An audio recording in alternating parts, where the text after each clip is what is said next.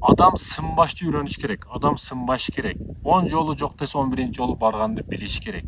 20 жолу бизнес маселесинде сурандың кафелерге бирдеге коеюн, магазинге бирдеге коеюн дедиң, товар коеюн дедиң. Жок десе кайраганып дагы бир жол менен барганды билиш керек да.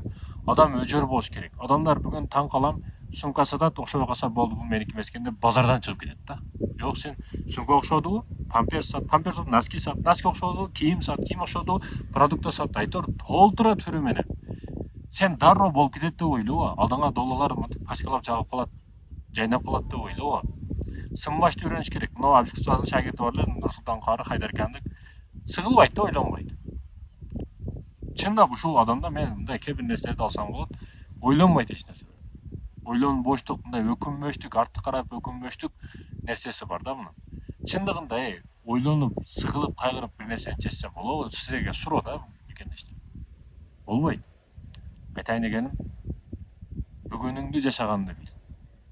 Анан өжөр бол. Сынбаштыган үйрөнүш керек, калыптандырыш керек өзүңдү.